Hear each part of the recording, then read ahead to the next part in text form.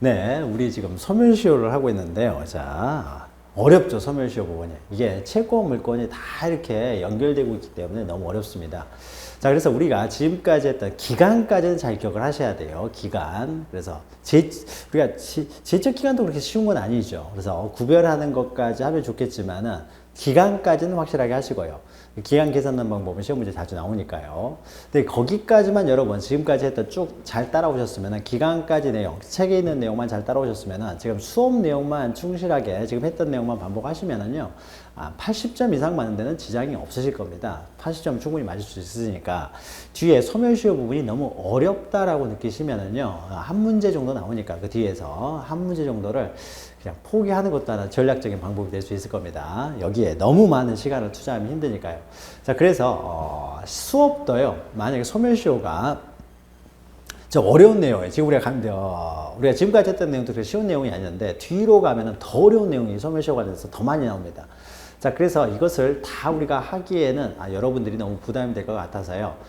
소멸시효가 만약에 쉽게 나오면은 쉬운 문제는 맞추시고 만약에 너무 깊이 있게 나오면은 공부를 해도 사실 맞으라는 보장이 없습니다. 굉장히 어렵게 나오면은 또 판례들도 굉장히 많기 때문에 외워야 될 내용, 알아야 될 내용, 이해해야 될 내용이 너무 많기 때문에요. 그래서 전략적으로 접근을 해서 쉬운 문제만 맞추자 해서요. 법 조문에 나와 있는 내용들, 그 내용들만 좀 설명을 해드리도록 할게요. 법 조문은 이제 다 들어가 있기 때문에 그래서 법 조문 내용들만 잘 이해하셔도 쉽게 나오면 맞출 수 있으니까요. 그래서 본리의 불행사와 관련된 법 조문 228페이지 꼭 기억하시고요. 그 다음에 오른쪽에 229페이지 보시면 이제 소멸시효 기간이 나옵니다. 기간. 자, 세 번째 요건이죠. 이제 기간. 일정한 기간이 경고해야 되는데, 이 기간과 관련돼서는요, 이거 첫 번째 줄 보시면은, 자, 소멸시효 기간은 변론주의 적용 대상이 아니에요. 그러니까, 기산점은 언제 기산점으로 잡느냐는 채무자가 잡으면 법적으로 법원이 판단하기에 기산점 여기지만은 채무자가 기산점 여기로 주장을 하게 되면요, 이때는 채무자가 주장한 기산점을 잡습니다.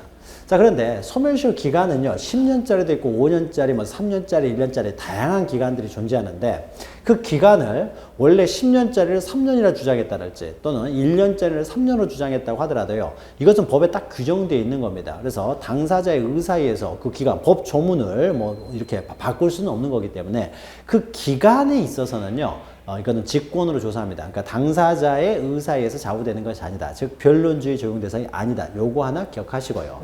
즉 해가지고 있죠.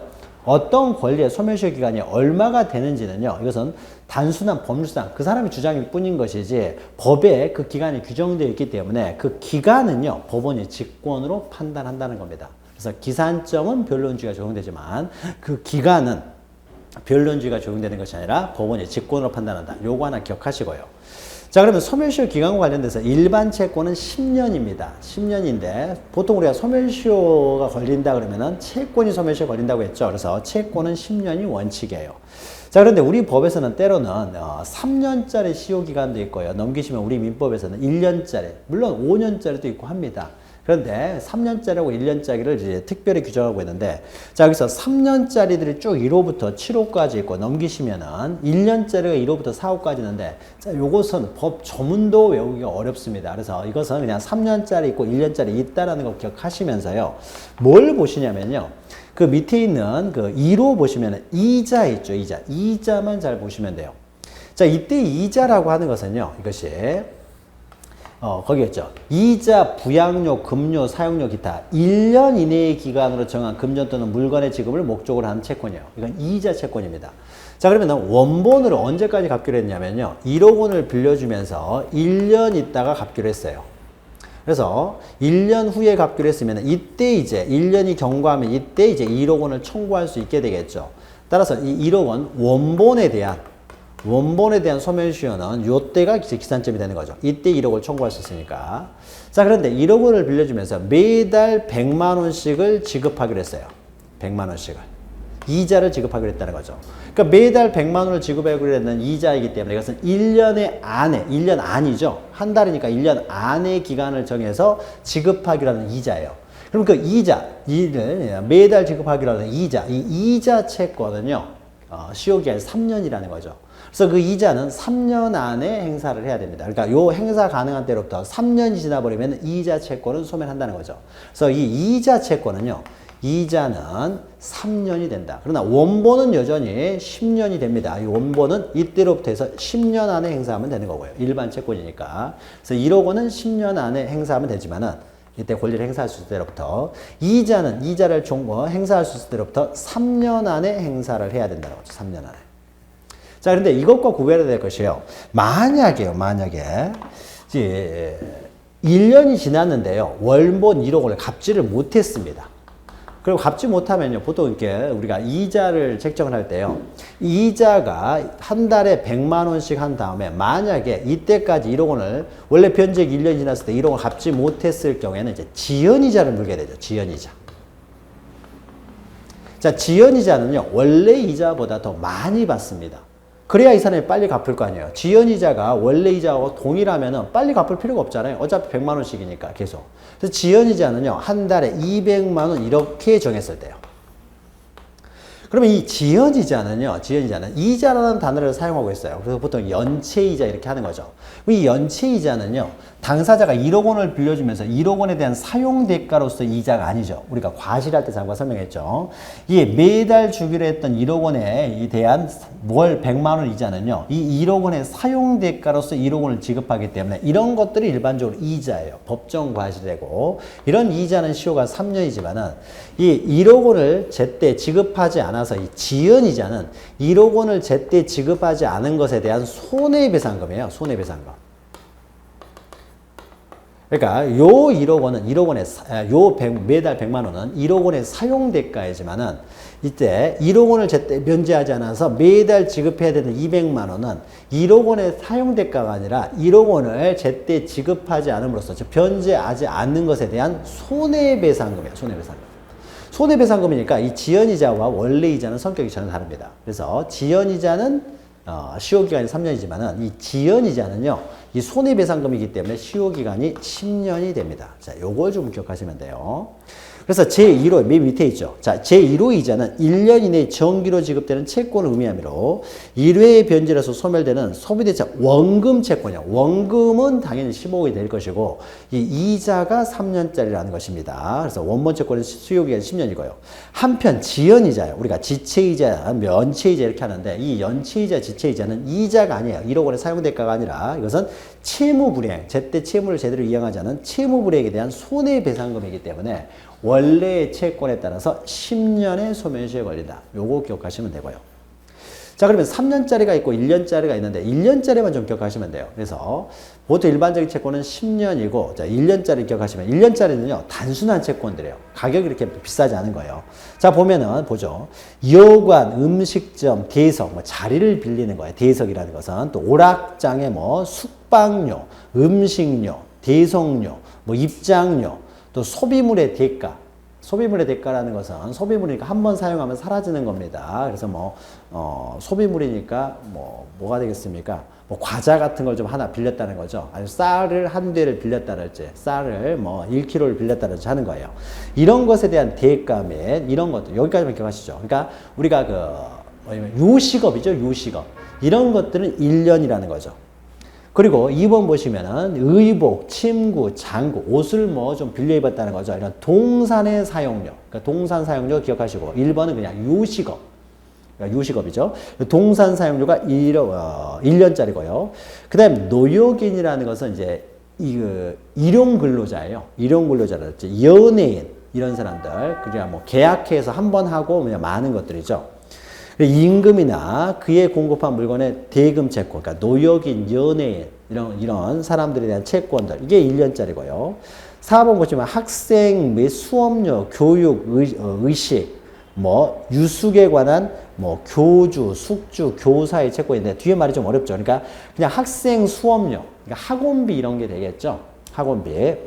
수업료라든지 어떤 의식이라든지 잠시 머물렀다든지 유숙 잠시 머물렀을 때 자 요런 거 그러니까 잠시 기숙사에서 잠시 머무르는 거죠. 요런 것들은 또 1년 채권이라는 겁니다. 그러니까 뒤에 학생 수업료, 노역인, 연예인, 동산, 요식업 굉장히 단순한 가격이 그렇게 많이 비싸지 않은 것들입니다. 자, 이런 것들은 1년이다. 그래서 1년만 좀 눈에 좀 익히시고 3년짜리는 외우실 필요 없고요. 그냥 1년이고 만약 3년짜리를 기억하고 싶으면요. 3년짜리 보시면은 그 2번 보시면 의사, 뭐 3번 도급받은 사람, 뭐 변호사, 4번에 또 5번에 변호사 뭐 이런 거죠. 그러니까 다 외우실 필요는 없으니까 뭐 전문 직업인이죠. 그러니까 전문가죠. 의사한테 맡겼다는 변호사, 변리사 이거 맡기는 거예요. 그래서 전문가한테 뭔가를 의뢰를 해가지고 거기에 대해 지급해야 될 돈들 이런 것들은 3년짜리다. 그러니까 전문직은 3년.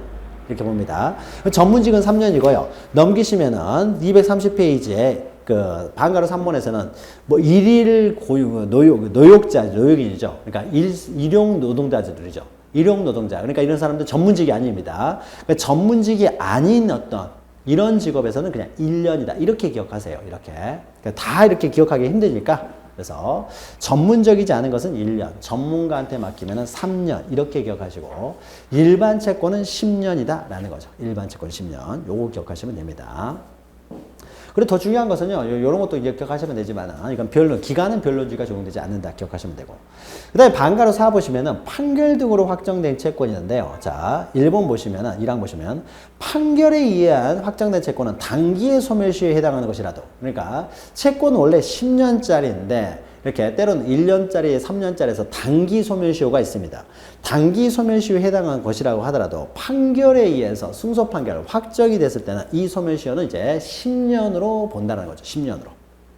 10년으로 한다. 그래서 시효 기간이 좀 늘어난다는 거죠.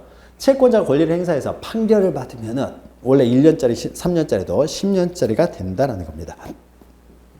자, 요거 하나 기억하시면 돼요. 그리고 다만 동그라미 3번 보시면은 판결 확정 당시에 변제기가 도래하지 아니한 채권에서는 적용하지 않는다. 보통 판결에서 승소 판결을 받으려면 어떻습니까? 변제기가 도래한 다음에 소송을 제기해서 승소 판결을 받는 게 일반적이 되겠죠.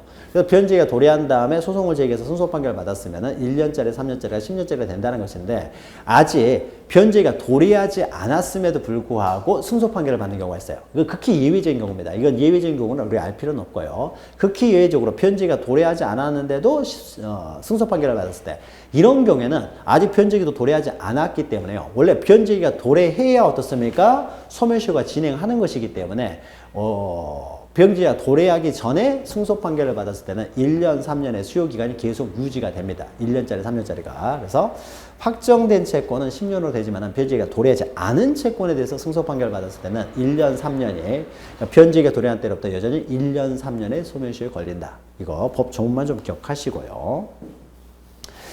자, 그리고 양가로 2번 보시면 기타 재산권의 소멸시효 기간에서 채권은 10년입니다. 그리고 그래서 밑에 있죠. 채권은 10년이고 그 다음에 소유권은 소멸시 걸리지 않는다고 했어요. 그래서 채권이나 소유권은 소멸시 걸리지 않고 그리고 이외의 재산권이니까 물권을 말합니다. 일반적으로. 그래서 지상권과 지역권 물권 중에서 소멸시 걸리는 것은 지상권, 지역권 뿐이기 때문에 이것은 20년에 걸린다는 거죠. 그러니까 채권은 10년이고 지상권, 지역권은 20년이고 소멸시효는 아예 소유권은 아예 소멸시효에 걸리지 않는다는 거죠.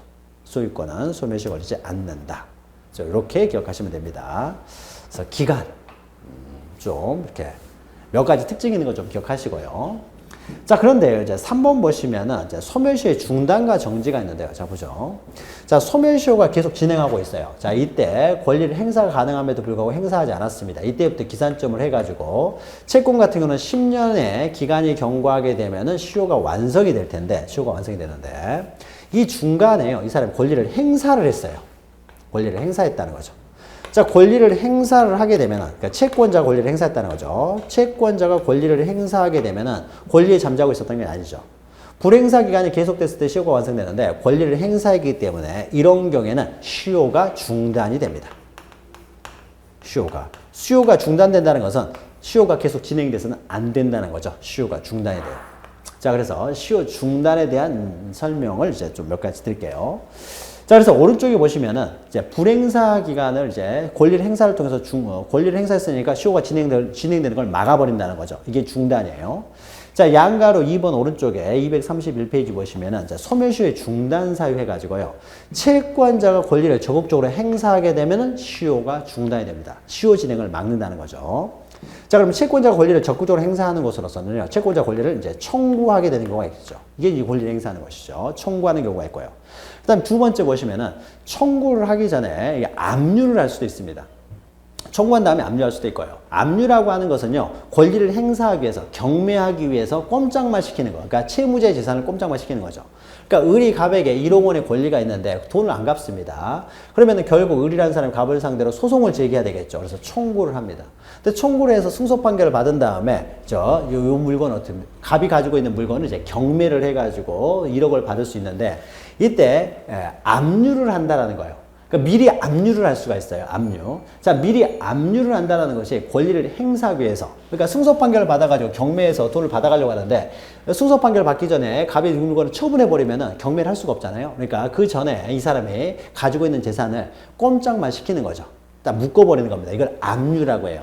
그러니까 압류를 했다는 것 자체가 무슨 의미가 있습니까? 권리를 행사하겠다는 거죠. 이것도 권리 행사의 하나의 방법으로서 하는 것이기 때문에 반드시 청구를 하지 않았다고 하더라도요. 압류만 했다고 하더라도 권리를 적극적으로 행사하는 것이기 때문에 시효는 중단됩니다. 자, 압류를 하기 전에 임시적으로 압류하는 것을 가압류라고 해요. 그럼 가압류도 어떻습니까? 압류, 가압류라는 개념이 좀 어렵고 복잡하기 때문에 그냥 권리를 행사하는 거다라고 생각하시면 돼요. 적극적으로 경매를 하기 위해서 경매를 하기 위해서 꼼짝만 시키는 것이기 때문에 경매를 하겠다는 의미는 뭐겠습니까? 권리를 행사하겠다는 것이죠. 따라서 압류나 가압류 또 가처분이 있는데요. 가처분도 승소 판결을 받아서 판결을 집행하기 전에 임시적으로 하는 처분이에요. 그러니까 자신의 권리를 적극적으로 행사하기 전에 임시적으로 어떻게 돼요? 처분을 금지시키는 가처분을 할 수가 있어요.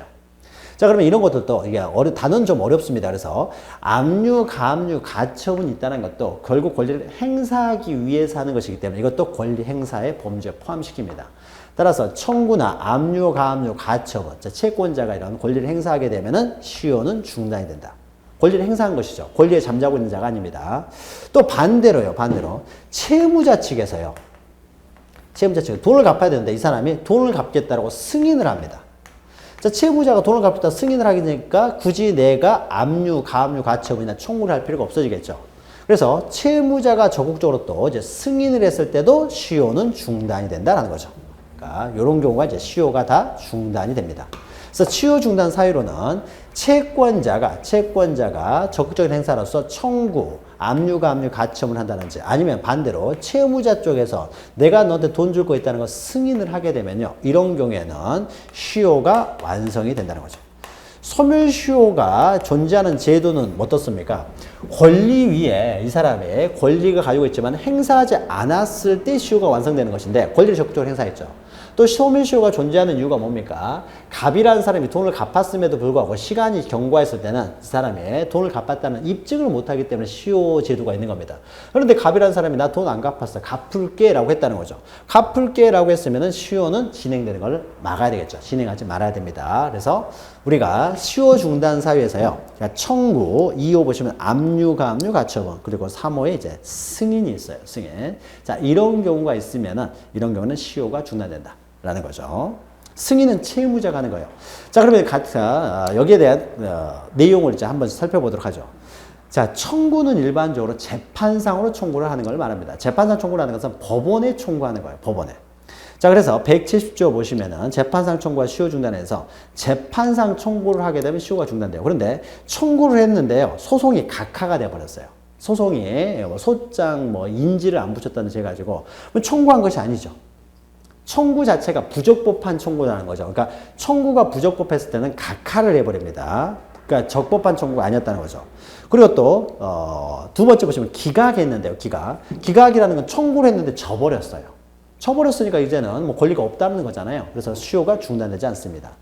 또 소를 제기했다가요. 취하를 했어요. 취하라는 것은 소 제기를 취소하는 거예요. 그러니까 소 제기가 없었던 것이 되겠죠. 따라서 소를 제기했다고 하더라도 재판상 청구를 했다고 하더라도 재판상 청구 자체가 부적법해서 각하가 됐다랄지 아니면은 져버렸다랄지 기각이 됐다랄지 또는 자기가 청구했던 내용을 취소 즉 취한 경우에는 중단 효력이 없다라는 겁니다. 자, 그러나 이 항 보시면 전항의 경우에요. 전항의 경우에 각하가 됐다랄지 취하가 됐다고 하더라도요. 6개월 내에 다시 청구를 하게 되면은 그러니까 이때 청구를 했는데 청구를 했는데 이때 이제 취하를 했어요. 취하를. 청구를 했다가 얼마나 취하할 수도 있습니다. 취하를 했는데요. 만약에요, 청구를 했다가 취하를 했다고 하더라도요, 6개월 내에요, 다시 청구를 했습니다. 취하했다가 다시 또 청구를 한다는 거죠.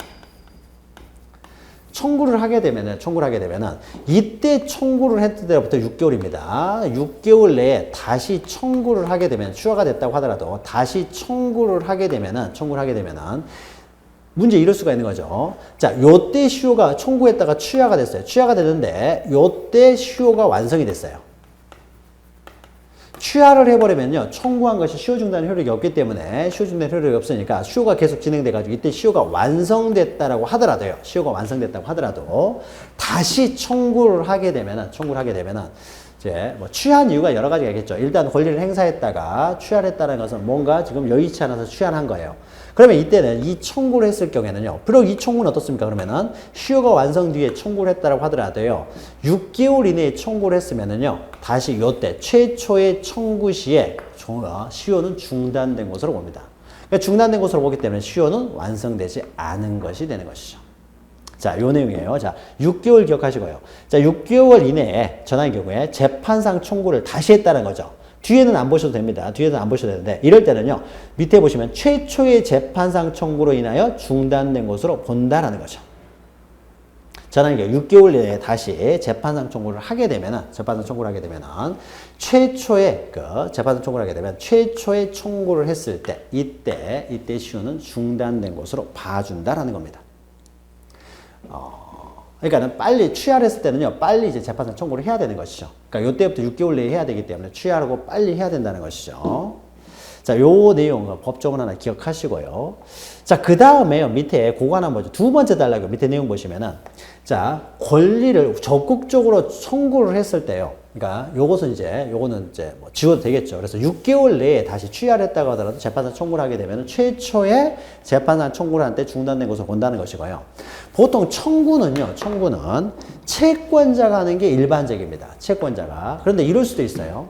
갑이라고 하는 사람이 이제 채무자, 을이 채권자인데요. 을이 갑한테 이제 돈이 있다라고 주장을 해요. 돈이 있다라고 주장을 하는데 재판상 청구를 하지 않았어요. 재판상 청구를 하지 않았으니까 시효가 중단되지는 않습니다. 그런데 오히려 채무자가 자꾸 돈 달라고 하는데 난 너한테 돈 줄 필요가 없다. 돈 다 갚았다라고 주장을 하는데 돈 다 갚았다고 주장을 하는데 을이 자꾸 돈 달라고 하는 거예요. 그러니까 갑이 오히려요. 거꾸로 이 채무자가 나는 너한테 채무가 없다라고 해서 채무 부존재 확인 소송을 제기할 수도 있어요. 그러니까 채무자가 소를 제기하는 거죠. 채무자가 소를 제기했습니다. 재판상 청구를 했다는 거죠. 채무자가 소를 제기하게 되면 원칙적으로 채권자가 권리를 행사하는 것은 아니기 때문에 시효가 중단되지는 않습니다. 자, 그런데 채무자가 소를 제기하니까 이때 채권자가 응소를 합니다. 응소를 했다는 것은 나왔다는 거예요. 그러니까 갑의 소 제기에 대해서 응소를 합니다. 응소를 해가지고요, 을이라는 사람이 권리를 주장을 합니다. 내가 너 줬잖아 라고 해서, 너 빌려줬잖아 라고 권리를 주장을 해요. 근데 권리를 주장해가지고 갑하고 싸웠는데 누가 이겨버렸냐? 을이 승소를 했어요. 을이 승소를 했다는 건 을이 이겼다는 거죠. 다시 말해서 을이 권리가 있었다는 거죠. 자, 그러면 을이 승소 판결을 받았을 때요. 자, 그러면은 채권자가 권리를 주장해서 승소 판결을 받았을 경우에는 당연히 시효가 중단이 됩니다. 물론 채권자가 권리를 주장했다고 하더라도 채권자가 져버리면은요, 기각이 돼버리면 시효 중단 효력은 없습니다. 시효 중단 효력이 없는데, 자, 이것은 누가 소를 제기했냐면요, 채무자가 소를 제기했어요. 그러니까 채무자가 소를 제기해서 채무자가 졌기 때문에 을이 적극적으로 권리를 행사한 건 아니기 때문에 시효가 중단돼서는 안 될 것처럼 보이지만, 우리 판례가요, 비록 채권자가 소를 제기한 건 아니지만은 채권자가 이게 응소를 했을 경우에요. 자, 응소를 하게 되면은 채권자의 소 제기로 취급합니다. 채권자가 소를 제기한 것하고 동일하게 취급을 해줘요.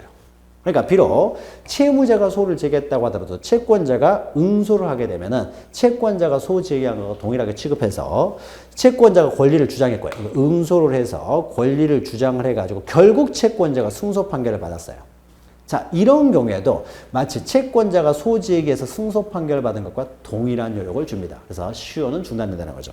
그럼 시효는 언제 중단되느냐? 소를 제기한 때 중단이 됩니다. 그러니까 응소한 때 시효는 중단되는 것으로 봅니다. 응소한 때. 비록 이때 시효가 완성이 됐다고 하더라도요. 그러니까 승소하기 전에 완성이 됐다고 하더라도 응소한 때 시효는 중단이 된다. 이때 중단이 된다는 거죠. 그래서 응소에 의한 시효 중단 요것도 하나 기억하세요. 그래서 요건 중요한 거죠. 소멸시효 중단과 관련해서 가장 중요한 것이니까 두 번째 단락만 기억하시죠. 그래서 원고가 소를 제기한 데 대해서 피고로서 응소하여, 그러니까 피고로서 응소했다는 거죠. 채권자가 응소에도 동그라미 치시고, 응소해서 그 소송에서 적극적으로 권리를 주장하고요. 권리를 주장했습니다. 채권자가. 그리고 그것이 받아들여졌을 때요. 받아들여졌다는 건 채권자가 승소 판결을 받았다는 거죠. 자, 이런 경우에는 마치 채권자가 권리에 소를 제기한 것처럼 취급해가지고 이런 경우에도 시효가 중단된다. 요거 하나 기억하시면 됩니다. 일단 여기까지만 기억하세요. 응소에 의해서도 시효가 중단될 수도 있다라는 거 하나 기억하시기 바랍니다. 그래서 재판사 청구는 직접 채권자가 청구하는 것뿐만 아니라 응소를 했을 때도 중단될 수가 있다라는 거. 요거 하나 기억하시고요. 자, 넘기시면은요. 동그라미 2번에 재판사 청구와 동일한 효력이 인정되는 경우 있는데, 자, 이것은요. 그냥 넘어가세요. 이것은요. 반드시 재판상 청구를 하지 않았다고 하더라도 법원에 가서 권리를 주장하게 되면은 반드시 소제기를 하지 않았다고 하더라도 법원에 가서 자신의 권리를 주장했으면 이것들도 다 권리를 행사하는 것으로 취급하기 때문에요. 시효가 중단된다는 거예요. 그래서 171페이지 제목만 보시면은 뭐 파산 절차에 참가했다. 파산 절차는요, 법원에서 이루어집니다. 그리고 법원에 가가지고 파산 절차에 참가해가지고 채권자가 자신의 권리를 주장을 했어요. 그리고 또 권리를 행사한 것이 될 것이고, 지급명령, 그러니까 돈을 빌려주고 지급명령을 청구했다는 것도요, 이것도 권리를 행사하는 겁니다. 또 화해를 위한 소환, 이미 출석했는데 이것도 법원에 가가지고요, 화해를 했어요. 법원에 가서 화해를 하면서, 화해를 하는 과정에서 권리를 주장했을 거 아니에요? 이미 출석, 다 이거 법원에서 행사하는 겁니다. 법원에서 이루어지는 것들이에요. 그래서 법원에서 이루어지는 것들은 결국 채권자가 법원에서 권리를 행사한 것이 되기 때문에 반드시 소제기라는 재판사 청구가 아니었다고 하더라도 시효가 중단된다라는 겁니다. 그리고 동그라미 3번은 이제 최고인데요. 자, 이때의 청구는요, 원칙적으로 재판상 청구를 하는 것을 말합니다. 그러니까 소제기가 일반적인 것이에요. 그러나 소제기를 하지 않았다라고 하더라도요. 자, 소를 제기한다는 것이 쉬운 게 아닙니다. 변호사도 선임을 해야 되고, 지금 절차가 복잡해요. 자, 그러면은 이때요, 시효가 이때 완성되는 시점입니다. 자, 시효가 완성되는 시점에서 시효가 완성되게 하지 않기 위해서는요, 요 전에 어떻습니까? 재판상 청구를 해야 되는 거죠. 재판상 청구라는 건 소제기를 해야 된다는 거죠. 재판상 청구를 해야 되는데 한 3일 남았어요. 3일. 근데 3일 남았는데요. 재판상 청구를 한다는 게 이렇게 뭐 어렵죠. 소제기하기 쉽지 않습니다. 자, 그러면은요. 현실적으로 재판상이 어렵다 그러면은 이때 재판상 청구를 하지 않고 내용 증명으로 돈 갚아라라고 내용 증명으로 보냅니다. 자, 이건 재판상 청구하는 게 아니죠. 내용 증명으로 채무자에게, 갑의을에게 채무자에게 돈 갚아라라고 최고를 하는 거죠. 최고. 재판상 청구를 하지 않고 최고만 합니다. 최고만. 이건 재판상 청구를 한 건 아니에요. 그러나 최고를 한 때로부터요. 최고를 하고 나서 6개월 이내에요. 6개월 이내에 일단 나중에라도 재판상 청구를 하게 되면은 비록 재판상 청구는 시효 완성 이후에 이루어졌다고 하더라도 그 전에 최고가 이루어졌으면은 재판상 청구한 때가 아니라 최초의 이때 최고를 한 때 이때 시효는 중단된 걸로 봅니다. 다시 말해서요, 시효가 완성되게 내일이나 내일 모레 시효가 완성되는데 사실상 재판상 청구하기가 어려운 사람, 이런 사람들을 구제하기 위해서 일단 이때는 그러면은 최고라도 해놓고 나중에 재판상 청구를 할 수 있는 기회를 주는 거죠.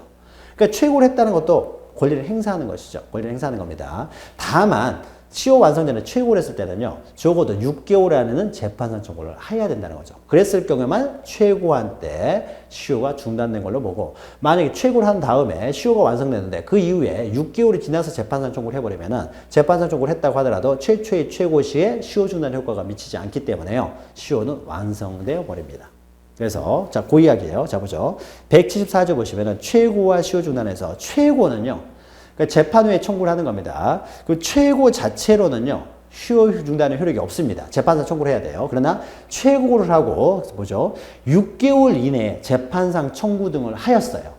하게 되면은 이 사람은 재판상 청구를 했을 때는 재판상 청구를 할 때가 아니라 최초의 최고 시에 시효는 중단된 걸로 봐준다.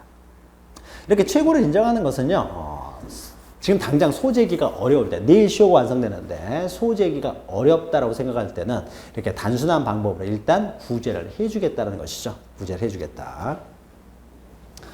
그래서 최고에 의해서도, 그러니까 6개월 이내에 재판상 청구를 하게 되면은 이때는 최고한테 시효 중단 효력을 미친다라는 것이죠. 자, 요거 기억하시고요. 그러면은 우리가 청구에는 재판상 청구뿐만 아니라 최고도 있다라는 겁니다. 자, 그리고 오른쪽에는 이제 두 번째 권리를 행사하는 방법이 이제 소제기하는 방법이 아니라 압류나 가압류, 가처분도요 자신의 권리를 행사하는 것이기 때문에 이것도 시효중단 효력에 미친다. 그래서 자, 233페이지에 그 175조 보시면은 자, 압류, 가압류, 가처분은 권리자의 청구에 의하여 또는 법률의 규정에 따르지 아니함으로 인하여 취소된 때는 시효중단 효력이 없다. 그러니까 적법하게 해야 되겠죠. 압류, 가압류, 가처분도 시효중단 효력에 미치지만은 이것이 적법하게 이루어졌을 때만 시효중단 효력이 발생하는 것이지 나중에 취소가 된 때는 시효중단 효력이 없다는 것이고요. 또 176조 보시면은 압류, 가압류, 가처분은 시효이익을 받을 자, 시효이익을 받을 자는 채무자죠, 채무자. 자, 채무자에 대해서 하지 아니한 때는 그에게 통지한 후가 아니면 시효중단 효력이 없다. 이것은요, 이런 겁니다. 만약에 갑이 을에게요. 굉장히 어려운 내용들이 많죠. 자, 갑이 채무자예요. 채무자고 이제 을이 채권자인데요. 자, 돈을 빌릴 때 갑이라고 하는 사람이 1억 원을 빌리는데 은행에서 뭐 채권자가 돈을 빌릴 때 그냥 빌려주는 것이 아니라 담보를 잡고 돈을 빌려주죠. 근데 갑이 뭐 담보가 하나도 없어요. 그래서 갑의 아버지 병이 아버지 재산을 담보로 맡기고 아들이 돈을 빌렸습니다. 이런 일 많죠. 아들이 사업장이 필요해서 은행에 돈 빌렸는데 아버지가 아버지 재산을 담보로 제공을 한 다음에 돈을 빌렸어요. 자, 돈 갚을 때가 가까워지니까 을이라는 사람이요 압류를 합니다. 경매하기 위해서. 그러니까 돈을 갚을 때가 다 됐는데도 돈을 안 갚으니까요. 경매하기 위해서 이것 압류를 해요. 자, 그러면 X 부동산을 압류를 하게 되면 이건 채무자의 재산에 대해서 압류한 게 아니죠. 채무자의 재산에 대해서 압류를 했을 때는 채무자의 권리를 행사한 것과 동일하기 때문에 시효중단 효력이 미치지만은 채무자의 재산이 아닌 사람의 재산에 대해서 압류를 했을 경우에는요. 이럴 때는 채무자에게 통지를 하라는 거죠. 자, 을이 병의 재산을 압류했다는 것이 갑에 대해서 권리를 행사한 건 아니잖아요. 갑의 재산을 압류했을 때는 갑에게 권리를 행사하는 것이니까 시효가 중단되지만 갑의 재산이 아닌 병의 재산을 압류를 했을 경우에는 갑에게 행사한 것이 아니기 때문에 이때는 갑에게 통지를 해야만이 갑에 대한 채권의 시효가 중단된다는 거죠. 그래서 시효이익을 받을 자는 채무자를 의미합니다. 그래서 채무자에 대하여 하지 아니할 때는 그 채무자에게 통지를 해야 시효중단 효력이 있다. 통지하지 않으면 시효중단 효력이 없다라는 거죠. 요거 기억하시면 되고요. 그 다음에 233페이지 밑에 승인이 있죠. 자, 승인은 채무자가 하는 것을 말합니다. 채무자가. 그래서 177조 보시면은 시효중단의 효력은 승인에는 상대방의 권리에 대해서 처분 능력이나 권한이 있음을 요하지 않는다. 자, 요것도 기억하세요. 승인을 할 때는요. 자, 채무자가 이제 승인을 합니다. 채권자가 적절히 권리를 행사하는 것이 아니라 채무자가 내가 너한테 1억 갚을 돈 있다라고 승인을 한다는 거죠. 승인. 자, 승인을 하는데 자, 이건 어떻습니까? 갑이 지금 채무가 존재하고 있는 상태에서 내가 너한테 채무가 있다라는 사실을 통지하는 거죠. 단순한 사실의 통제예요. 그러니까 법률행위가 아니라는 것이죠. 승인은 내가 너한테 채무가 있어라고 그냥 승인만 하는 겁니다. 승인만 했음에도 불구하고 법률의 규정에 의해서 이제 시효 중단 효력이 발생한다는 거죠. 자, 갑이 을한테 시효 중단을 시키기 위해서 승인한 것이 아니었다고 하더라도요. 그 법률 효과를 의혹하지 아니었다고 하더라도요. 갑이 을에게 단순히 승인만 했다고 하더라도 법률의 규정에 의해서 시효 중단 효력이 발생한다. 따라서 이런 승인은요. 법률 행위가 아닙니다. 준법률 행위라는 거죠. 자, 그러면 이때 승인은 객관적으로 자기가 채무가 있다는 지금 현재 사실을 알려주는 것이기 때문에 처분행위가 아니에요. 우리가 처분행위라고 했을 때는요. 법률행위를 말합니다. 이것은 준법률행위로서의 승인이기 때문에 처분 능력이나 권한이 있음을 요하지 아니한다. 요 규정만 좀 읽으시면 돼요. 승인. 자, 승인과 관련돼서요. 좀 하나만 보시면은요. 넘기시면은 승인에서 위에서 8번째 줄 보시면요. 다만 승인은 사전 승인은 인정되지 않아요. 즉 소멸시효 개시 이전이랄지 현존하지 아니한 장래의 채권을 승인하는 것을 부인한다. 요거까지 기억하세요. 사전 승인이라는 것은 아직 채무가 존재하지도 않는다 그러면 채무가 없으니까요. 원래 채무 승인은 내가 채무가 있다는 사실을 통지하는 겁니다. 알려주는 것인데 채무가 존재하지 않는데 채무가 있다는 사실을 승인한다는 게 존재할 수가 없는 거죠. 따라서 채무가 아직 발생하기 전에 사전 승인이라는 건 존재할 수 없다는 거죠. 사전 승인은. 요거 하나 기억하시면 돼요. 채무가 존재한다는 사실을 알려주기 때문이죠. 요거 하나 기억하시고요. 그리고 승인에는 처분 능력 권한을 요구하지 않는다. 요것도 기억하시고요. 자, 양가로 3번은 시효 중단의 효력입니다. 자, 시효가 중단됐을 때 효력이에요. 자, 그러면은 중단 후 새로운 시효에 진행해가지고 178조 보시면은 1항 보시면 시효가 중단된 때는요. 시효가 중단됐습니다. 자, 이때 시효가 중단됐어요. 자, 요때 이제 시효가 중단이 됐다는 거죠. 자, 시효가 한번 중단이 되면은 영원히 시효는 진행되지 않는 것이 아니에요. 자, 권리를 행사했어요. 권리를 행사했다가 그 다음에 그러면 권리를 한번 행사해가지고 승소 판결을 받았어요. 승소 판결을 받았는데 아직 가백을 하는데 돈을 안 주고 있습니다. 그럼 의리라는 사람은 10년, 20년 한번 승소 판결을 받았기 때문에 30년 있다가 다시 청구할 수 있냐? 그건 아니에요. 그건 아니고요. 법적 시효 중단 한번 했다고 해서 시효가 이제 배제되는 건 아니고 소를 제기해가지고 이때 확정이 됐습니다. 이때 승소 판결을 받았다는 거죠. 그러면 시효 중단은요. 소를 제기한 때 시효가 중단이 됩니다. 권리를 이때 행사했으니까. 그래서 확정이 되면 이때부터 다시 시효가 진행이 되는 거예요. 그러니까 원래 10년짜리였으면 어떻습니까? 이때부터 다시 이제 10년의 소멸시효가 진행되는 것이지 한번 승소 판결을 받았다고 해서 영원히 시효가 진행되지 않는 건 아니에요. 그래서 다시 10년이 되는 거죠. 이것이 바로 시효 중단이라고 합니다. 그래서 다시 10년이 지나버리면요. 시효가 또 완성되는 거예요. 그러니까 완성되기 전에 또 소송을 제기해야 되는 거죠. 또 소송을 제기해야 됩니다. 그래서 시효 중단이라는 것이 시효가 영원히 배제시키는 건 아니에요. 자, 그래서 1항 보시면요. 시효가 중단될 때는 중단까지 경과한 시효 기간은 산입하지 않고 중단됐으면 이때부터 다시 10년의 시효가 다시 또 진행이 되는 것이다. 중단, 이게 중단입니다. 시효가 배제되는 건 아니에요. 산입하지 않냐고 중단 사유가 종료된 때로부터 새로이 진행을 한다. 새로이. 그럼 중단 사유가 종료됐다는 것은 이제 승소 판결을 받게 되면은 이제 종료가 되는 거죠. 그러면 이때부터, 그러니까 소를 제기한 때부터 승소 판결을 받을 때 이때까지 중단이 되고 있다가 이때부터 승소 판결이 확정되면 다시 또 10년의 시효가 진행이 된다는 겁니다. 자, 2번. 그래서 재판상 청구로 인하여 중단된 시효는 전항의 규정이에요. 재판이 확정된 때로부터 새롭게 진행이 된다는 거죠. 확정된 때로부터. 자, 확정됐으면요. 그러면은 이제 압류나 가압류 가처분도 어떻습니까? 이 절차가 종료된 때로부터 다시 진행이 된다는 거죠. 그래서 이것과 기억하셔야 될 것이 밑에서 시효 중단 효력이 미치는 인적 범위 바로 위에 세 번째 줄 보시면요. 가압류의 집행보전 효력이 존속하는 한. 그러면은 이때요. 소도 제기하고 가압류돼 있습니다. 그러면 가압류 상태가 이때까지 진행이 되고 있어요. 가압류 상태가. 그럼 가압류 상태가 계속되고 있기 때문에 시효는 진행이 안 되게 되겠죠. 근데 이때 승소 판결을 또 받았어요.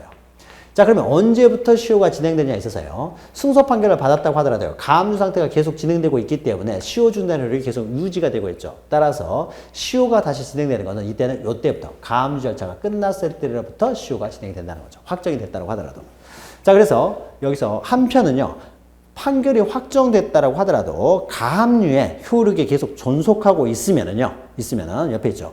가압류의 피보존 채권에 관한, 그러니까 보존하고자 하는 채권이죠. 채권. 가압류에서 보존하고자 하는 채권에 관하여 본원의 승소 판결이 확정됐다고 하더라도 가압류에 의한 시효 중단 효력에 이에 흡수되어 소멸한다고 할 수 없다. 이 말은 가압류 상태가 계속 유지되고 있으면 승소 판결이 확정됐다고 하더라도 바로 시효가 진행되는 것이 아니라 가압류 상태가 끝날 때까지는 계속 중단되어 있다는 거죠. 그래서 가압류 자체까지 끝났을 때 진행을 한다. 이런 의미입니다.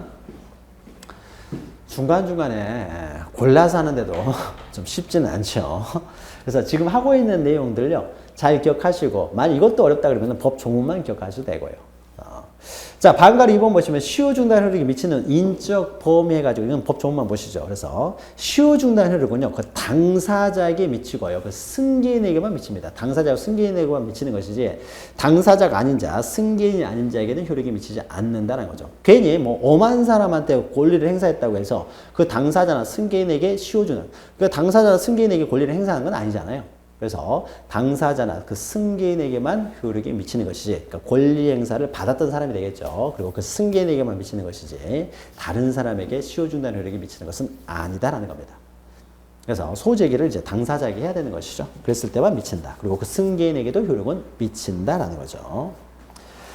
자, 시효 중단의 효력과 관련된 내용이었습니다. 그래서 시효는 권리를 불행사하는 기간 동안에 권리를 행사하게 되면 이렇게 시효가 중단된다. 시효가 중단되면 그 절차가 끝날 때까지는 이제 중단되어 있다가 다시 이제 새롭게 진행하는 것이 바로 시효 중단이라는 거죠.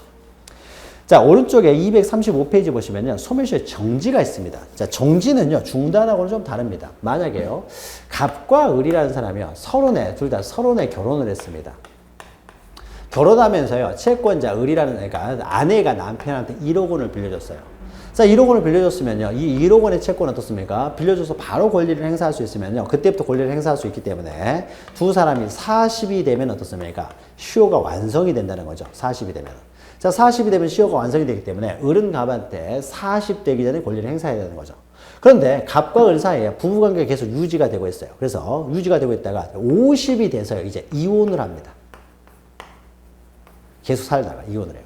자, 이혼을 하면서요, 을이 갑한테, 야, 내가 너한테 30살에 결혼할 때 줬던 1억 원을 이제 돌려달라고 합니다.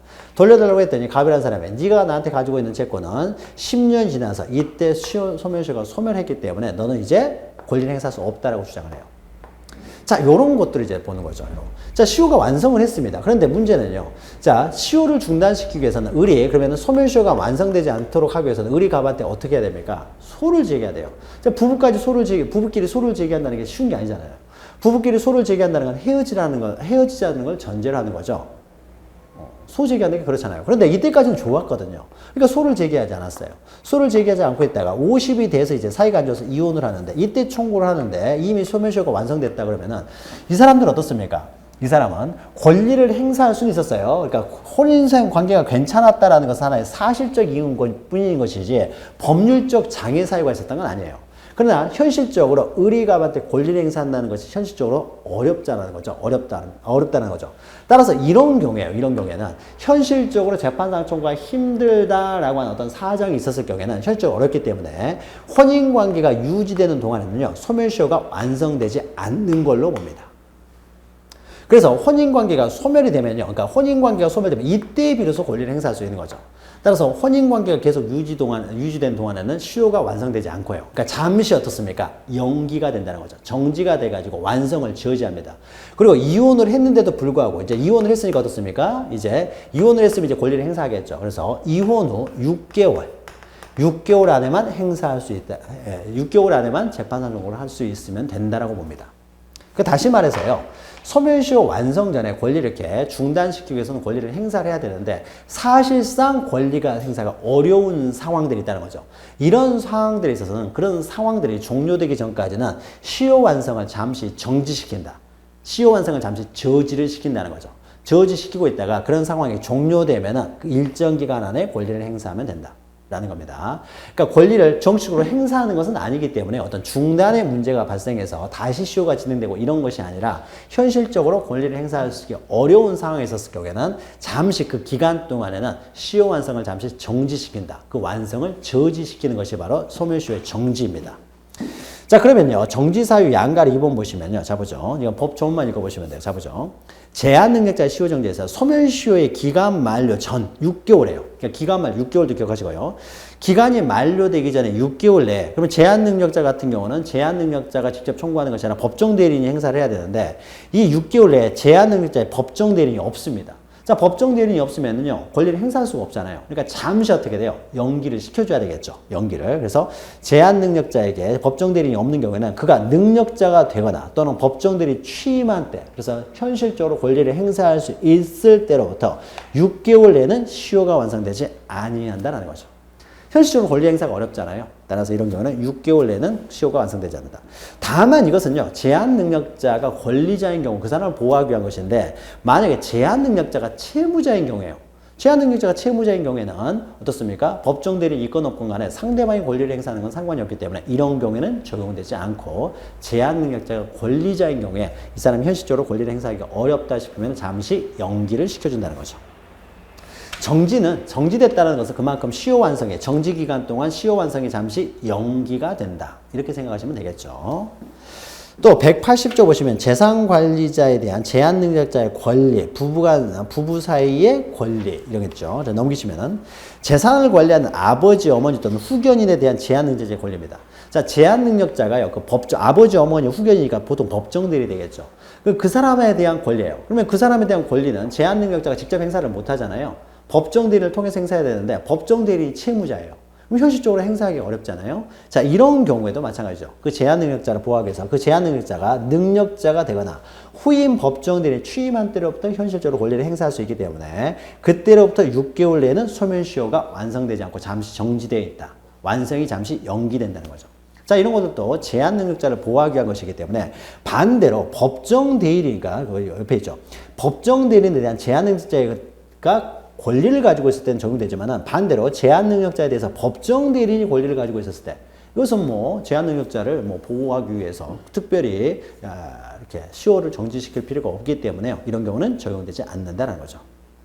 그리고 방금 했던 거죠. 부부 한쪽이 다른 한쪽에 대해서 가지는 권리는 혼인관계가 종료, 이렇게 이혼이 됐다랄지 종료되기 전에는요, 완성되지 않는다는 거죠. 잠시 계속 연기되고 있다가 종료된 때로부터 6개월 내에 시효가 6개월 내에는 소멸하지 않고 6개월이 지나야 소멸한다는 거죠. 그래서 잠시 어떻습니까? 정지되는 거죠. 혼인관계가 종료될 때까지는 정지되어 계속 있다는 거죠. 그래서 정리된 때로부터 이제 6개월 내까지는 정지되어 있고 잠시 소멸시효 완성이 연기된다는 거죠. 그래서 6개월이 경과하면 그때 이제 소멸한다라는 겁니다. 자, 지금까지 다 6개월이었어요. 그런데 그리고 또 밑에 181조는 이제 상속재산인데요. 자, 상속재산 이것도 마찬가지예요. 상속재산에 속한 권리나 상속재산에 대한 권리는 상속인이 누군지를 알아야 권리를 현실적으로 생사할 수가 있게 되잖아요. 따라서 이 상속인의 확정, 뭐 재산관리인의 선임 또는 파산 선고가 있을 때로부터 6개월 내에는 시효가 완성되지 않는다.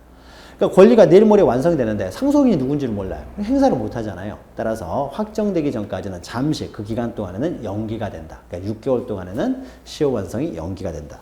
자, 지금까지는 다 6개월입니다. 다 6개월인데, 자, 밑에 182조는요. 자, 천재지변입니다. 자, 내가 법률상 행사, 즉 권한 행사를 위해서요, 청구를 하려고 합니다. 소를 제기하려고 하는데, 법원에 가서 소를 제기해야 되는데, 뭐 법원에 가려면 다리가 끊어져 버렸어요. 자, 다리가 끊어져 버리니까는 지금 당장 법원에 가서 청구를 못 하는 거죠. 자, 이런 어떤 불가항력적인 사유가 발생했다는 거죠. 자, 이럴 때는 그 불가항력적인 사유가 권리를 행사하고 싶어도 못 하는 거잖아요. 이런 불가항력적 사유가 종료가 된 때로부터 1개월 내에는 시효 완성이 안 된다. 즉, 시효 완성을 잠시 정지시킨다. 시효 완성을 잠시 연기시켜준다는 거죠. 자, 그래서 천재, 기타 사변으로 인하여 소멸시효를 중단시킬 수 없을 때라는 거죠. 불가항력적인 어떤 사유가 발생해서 중단시킬 수 없었을 경우에는 그 사유가 종료된 때로부터 1개월 내에는 시효가 완성되지 않는다. 여기서는 1개월입니다. 나머지 정지 사유는 다 6개월인데 천재지변만 이제 1개월이라는 거죠. 1개월. 그 개월수도 좀 기억하시기 바랍니다. 자, 그러면은 중단과 정지가 없이요, 시효가 완성돼 버리면은 이제 권리가 소멸된다는 거죠. 그러니까 중단 정지가 없이 이제 기간이 계속 진행되면은 이제 시효가 완성되겠죠. 자, 그래서 136페이지 보시면 이제 소멸시효 효과입니다. 자, 시효가 완성되면은요, 시효가 완성되면 권리가 소멸한다라는 거죠. 자, 그런데 우리 법에서는요, 시효가 완성된다고만 되어 있지, 시효가 완성됐을 때 권리가 소멸한다고만 되어 있지는 않습니다. 거기에 대해서요, 우리 판례는요, 시효가 완성되면은, 그 완성 효력은 권리가 소멸된다, 이렇게 봅니다. 권리가 소멸된다. 자, 그 밑에는 여러 가지 학설인데요, 우리가 결론만 보죠. 근데 시효가 완성됐다라고 하더라도요, 이제, 이럴 수가 있죠. 자, 갑이 채무자고 을이 채권자인데요. 시효가 완성됐는데 을이라는 사람이 갑이라는 사람한테 권리를 행사했어요. 그러면은 갑이라는 사람이 어떻습니까? 시효가 완성됐다고 주장을 하게 되면 시효가 완성됐기 때문에 을이 패소를 받아야 될 텐데 갑이 아무 말도 하지 않습니다. 아무 말도 하지 않아요. 그럼 시효가 완성돼서 권리가 소멸했음에도 불구하고 아무 말도 하지 않으면은요, 이 사람이 어떻습니까? 주장을 하지 않았기 때문에 주장하지 않은 것에 대해서는 법원에서는 판단하지 않습니다. 그러니까 을이 승소 판결을 받는다는 거죠. 그래서 권리가 소멸했다라고 하더라도요, 자, 한 가지 제목만 기억하세요.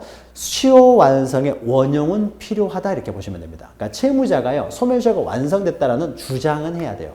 그래야 을이 패소 판결을 받는 것이지, 시효가 완성돼서 권리가 소멸됐다고 하더라도 갑이 주장을 하지 않는다면, 시효가 완성됐다, 권리가 소멸됐다는 걸 주장하지 않으면은 을이 승소 판결을 받아버린다는 거죠. 갑이 패소 판결을 받을 수밖에 없다. 그래서 원용은 하여야 된다라고 기억하시면 되고, 양가로 3번 보시면은 그러면은 이렇게 시효 완성을 주장을 해야 되는데 주장이 원형이에요. 주장할 수 있는 자는요, 이 채권자 이런 사람들이 이제 주장을 하는 겁니다. 자, 이것은 좀 어려운 내용이니까 넘어가고요. 채권자가 주장을 한다. 그래서 아무튼 원용이 필요하다는 걸 기억하시고, 자, 그리고 양가로 3번 오른쪽에 보시면요. 자, 그래서 시효 완성을 주장을 했습니다. 그래서 이때 시효가 완성이 됐어요.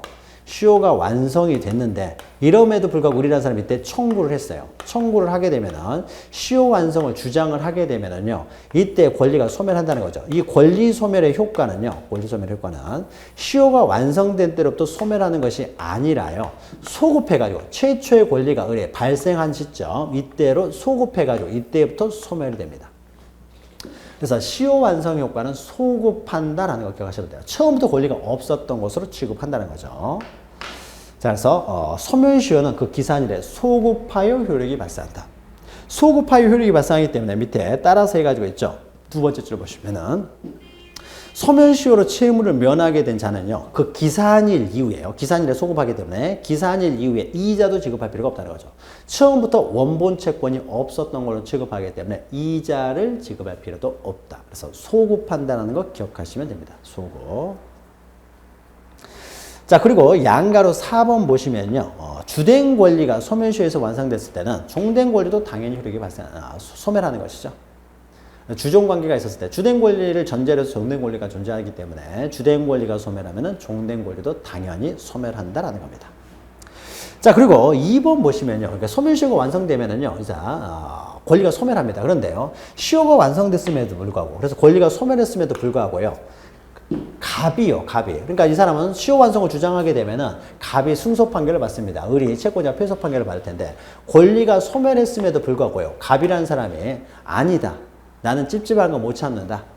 내가 너한테 돈 빌리는 거 안다. 그래서요. 소멸시효가 완성됐음에도 불구하고요. 돈을 갚을 수 있어요. 갚는 것은 뭐 지장이 없는 거죠. 그러니까 우리가 소멸시효는요. 개인적인 이익을 위한 것이기 때문에 개인의 이익을 얼마든지 포기할 수 있습니다. 그래서 권리가 소멸한 이후에도 얼마든지 자신의 소멸시효 이익을 포기할 수 있어요. 그래서 포기하고 갚을 수가 있다는 거죠. 그러면 이때 포기를 하게 되면 소멸시효가 완성됐기 때문에 이 사람은 돈을 지급할 필요가 없었어요. 그런데 포기를 하게 되면요. 이때 어떻습니까? 포기를 돈 주겠다고 했으니까 의뢰의 권리가요. 다시 부활을 하는 거죠. 자, 부활을 하게 되면 그러면 영원히 그러면 이것은 뭐 부활을 한 다음에 그러면 의뢰라는 사람은 포기한 때로부터 20년 있다가 권리를 행사할 수 있느냐? 그건 아니고요. 포기를 하게 되면 다시 권리가 의뢰 권리가 부활했기 때문에 이때 다시 소멸시효가 진행을 하는 거죠. 그래서 10년짜리였으면 이제 10년 동안 이제 행사하면 되는 거죠. 그래서 소멸시효액은 이렇게 포기할 수도 있습니다. 포기. 자, 그런데 양가로 2번 보시면요. 소멸시효, 시효 완성 전의 포기요. 자, 시효 권리가 소멸을 했을 때 어떻습니까? 시효이익이 발생을 하는 거죠. 채무자의 시효이익이 발생하잖아요. 그러니까 채권자의 권리가 소멸했다는 것은 갑이 이제 돈을 안 갚아도 된다는 시효이익, 소멸시효에 따른 이익이 발생합니다. 돈을 안 갚아도 된다는. 그래서 시효가 완성되어야 시효이익이 발생하기 때문에 시효가 완성된 이후에는 그 시효이익을 얼마든지 포기할 수 있는데 시효가 완성되기 전에요. 자, 완성되기 전에는 자기가 아직 시효이익이 발생하기 전이죠. 시효이익이 발생하지 않았기 때문에 포기의 대상이 존재할 수가 없는 거죠. 따라서 양가로 2번 보시면은 시효가 완성되기 전에는요. 포기의 대상이 없으니까 완성 전에는 포기하지를 못합니다. 그래서 동그라미 1번 보시면은 자, 소멸시효의 이익은요. 미리 포기하지 못한다. 즉 완성도 되기 전에 포기할 수는 없다라는 거죠. 완성이야 포기의 대상이 있으니까 포기의 대상이 없다는 거죠. 그래서 완성 전에는 포기하지 못한다. 미리 포기하지 못한다라는 거죠. 그럼 반대로 말하면 어떻게 되겠습니까? 완성 이후에는 포기가 가능하다는 거죠. 또 나아가서 2번 보시면은 소멸시효는 법률 행위예요. 법률 행위니까 당사자가 특이하게 되겠죠. 이런 특이하게 의해서 이를 배제 연장 가중할 수는 없다. 배제 연장 가중을 해버리면은 돈을 빌려줄 때 시효 이익을 다 포기시키고 돈을 빌려주게 되겠죠. 그러면은 소멸시효가 있는 의미가 없어지기 때문에요. 소멸시효를 더 강하게 하는 거. 그러니까 소멸시효 원래 10년짜리를 20년으로 한다든지 소멸시효가 적용되지 않는다고 한다든지 이런 것들은 약정에서 이루어졌다고 하더라도 다 무효라는 겁니다. 그래서 배제 연장 가중은 할 수 없어요. 우리 앞에서 잠깐 설명했죠. 그러나 단축 경감시키는 것은 빨리 소멸되도록 하는 것. 이것은 어떻습니까? 빨리 권리를 행사하도록 하는 것이니까 이것은 가능합니다. 그래서 단축 경감시키는 건 얼마든지 가능하지만 배제 연장 가중은 할 수가 없다는 거죠. 자, 요 범점을 잘 기억하시고 그 다음에 넘기시면 양가로 3번에 소멸시효 완성 후, 그러니까 시효 완성 후에 포기는 가능하냐? 이건 가능하다는 거죠. 시효이익이 있는데 자, 이것과 관련해서 의의에서 세 번째 줄 보시면 시효이익의 일부 포기도 가능하냐? 그러니까 원래 1억의 채무를 지고 있는데 미안하니까 값도 미안하니까 야 5천만 원 내가 줄게. 하는 거죠. 5천만 원 줄게. 그러니까 일부만 포기하는 거. 이것도 가능합니다. 1억을 전부 다 포기할 수도 있고 1억 다 줄 수도 있고 5천만 원만 포기하고 5천만 원만 줄 수도 있어요. 일부 포기가 가능합니다. 그리고 요건과 관련해서 요건만 보죠. 자, 수요이익의 포기는 처분행위예요. 처분행위라는 것은 권리가 소멸했던 것을 다시 부활시키는 거죠. 권리를 변동시키는 행위잖아요. 권리를 변동시키는 행위이기 때문에 이거는 법률행위가 되고요.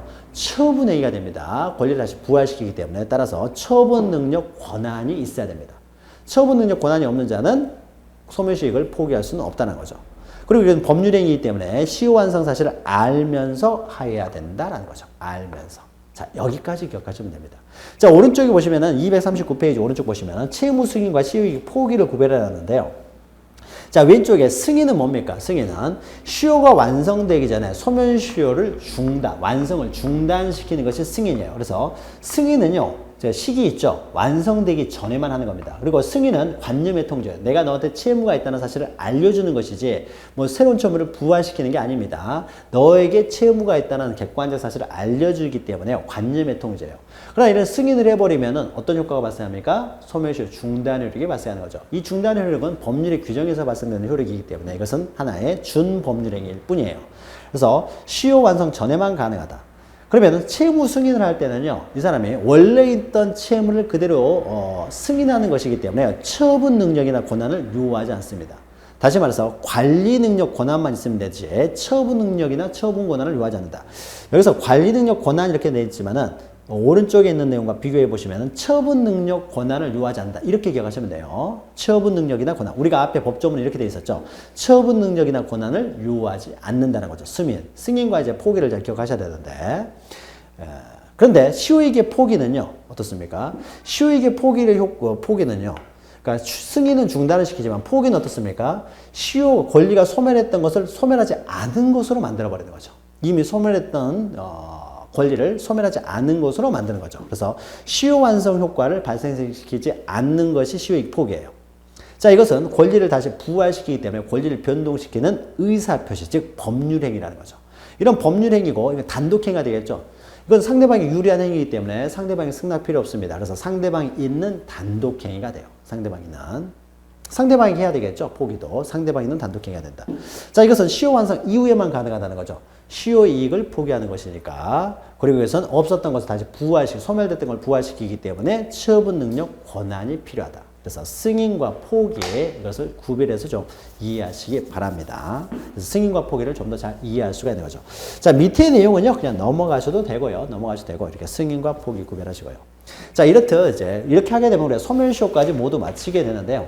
자, 소멸시효는 굉장히 어렵죠. 내용 자체가 어렵기 때문에 만약에 제가 이제 지금 한 번 설명으로 이해가 안 되면 다시 한번 들으시고요. 그래서 두 번, 세 번 들어서 이해가 되시면은 제가 지금 설명했던 내용 거기까지만 기억하시고요. 더 깊이는 들어가려고 하면 끝이 없으니까 들어가지 마시고 여기까지 기억하시고 지금 했던 내용도 도저히 모르겠다 싶으신 분들은 여기 한 문제 정도 나오니까요. 한 문제니까 이렇게 이 소멸시효를 제외하시고도요. 지금까지 했던 내용으로 여러분 충분히 80점 이상을 맞을 수가 있기 때문에 그냥 포기하셔도 됩니다.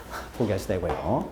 그리고 소멸시효 관련돼서 좀 부족한 내용들은요, 또 우리가 문제풀이 시간에 조금 보충을 할 겁니다. 그래서 지금 했던 내용이 너무 좀 불명확하고 막연하다, 좀 이해가 안 된다 싶으신 분들은요, 문제풀이를 통해서 하나씩 좀 더 이제 명확하게 설명해 드릴 테니까 그때를 이용하시면 될 것 같습니다. 자, 이렇게 해서요, 소멸시효까지 해서 민법 총칙, 즉 우리 시험 범위를 모두 마쳤습니다. 자, 마치는 과정에서요, 우리가 지금까지 했던 내용, 책이 그렇게 두껍지는 않지만 내용 자체는 다 충실하게 되어 있습니다. 그래서 여기 있는 내용만 여러분들이 충분히 이해를 하셨다고 하더라도요, 시험 보는데 전혀 지장이 없고, 뭐 소멸시효를 제외하고도 80점 이상 맞을 수 있기 때문에 한 번 듣고 이해가 안 되셨을 때는 한 번 다시 들으시면 또 되고, 뭐 이해할 때까지 들으셔야 되겠죠. 그리고 또 이해가 좀 덜 된 부분은 우리가 문제풀이 시간을 통해서 이제 확실하게 또 알아가도록 하겠습니다. 자, 기본 강의는 이렇게 마치고요. 저는 이 내용들을 가지고 결국 우리가 시험을 보기 위해서 공부를 하는 거잖아요. 결국 객관식 무시험 문제를 맞추는 게 중요한 거죠. 내용 아무리 있어봤자 시험 문제를 맞추지 못하면 의미가 없기 때문에 또 문제를 많이 풀어보셔야 됩니다. 그래서 관계된 내용들이 어떻게 문제로 출제되는지 이런 문제풀이를 또 통해서 보완을 해야 되기 때문에 저는 다음 문제풀이 시간에 다시 찾아뵙도록 하겠습니다. 자, 그동안 수업 듣느라 고생 많으셨습니다. 고맙습니다.